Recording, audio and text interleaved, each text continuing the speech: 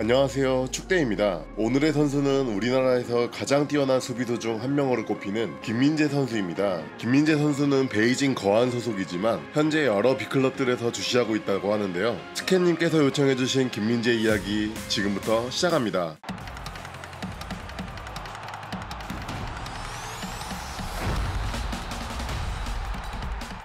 김민재 선수는 대한민국의 통영시에서 태어났습니다. 통영초등학교에서 처음으로 축구를 시작하였고 그곳에서 남다른 실력을 보여주면서 같은 통영에 유일한 축구부가 있는 두룡초등학교로 스카웃되게 됩니다. 이후 연초중학교 수원공고를 거치면서 연세대로 진학하는 엘리트 코스를 밟게 됩니다. 하지만 연세대 1학년 때 K리그 진출을 시도하게 되면서 학교와의 마찰을 겪은 후에 중퇴를 하게 되죠. 연세대를 중퇴하고 나서 시즌 중 계약이 불가한 상태가 되어 K3리그 경주 한국수력원자력 팀에 입단하게 되고 반 시즌 동안 16경기를 소화하여 신인인데도 불구하고 즉시 전력감임을 입증하기도 했습니다. 김민재 선수를 눈여겨보던 전북모터스는 결국 김민재를 자유계약으로 영입하게 됩니다. 시즌 전부터 최강희 감독이 많은 칭찬을 해서 팬들은 엄청난 기대를 하게 되는데요. 17시즌 신인으로 데뷔하자마자 최강희 감독에 의해 주전 센터백으로 활약하게 됩니다. 그 기세로 국가대표까지 선발되면서 최고의 모습을 보여주었고 결국 K리그 베스트 11에 선정되며 영플레이어상까지 받게 됩니다. 이후 18시즌에는 홍정호 선수가 전북에 합류하게 되며 K리그 최고의 센터백 조합으로 꼽히기까지 합니다. 하지만 김민재 선수는 부상에 시달렸고 결국 월드컵에도 못 뛰게 됩니다.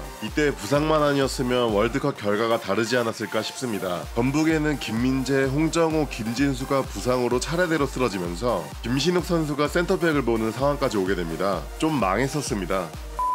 부상이 회복된 이후에는 다시 주전 센터백으로 활약하며 대한민국 최고의 센터백임을 증명하고 있었습니다. 그때 갑자기 김민재의 베이징 거안 이적설이 흘러나오게 되고 이적료 70억, 연봉 40억이라는 어마어마한 연봉을 쉽게 무시할 수 없었던 김민재는 고민에 빠지게 됩니다. 당시 축구팬들은 오랜만에 나온 한국 최고의 포텐을 중국에 보낼 수 없다라며 엄청나게 반대를 했습니다. 하지만 결국 70억의 이적료로 베이징 거안으로의 이적을 하게 됩니다. 축구팬들은 팀에서 뛰질 못하는 김영건 선수를 보며 김민재 선수도 베이징 거안에서 주전으로 못 뛸까 걱정했었지만 로저 슈미트 감독의 전술 덕분에 부동의 센터백이 됩니다. 무려 34경기나 뛰었습니다. 중간에 감독이 제네시오 감독으로 바뀌면서 주전에 밀리나 싶었지만 다시 곧 주전으로 활약합니다. 이후 코로나 여파로 중국 리그 20시즌은 개막이 무기한 연기되었고 지난 5월에 김민재 선수는 서울에서 미모의 아내와 결혼을 했습니다.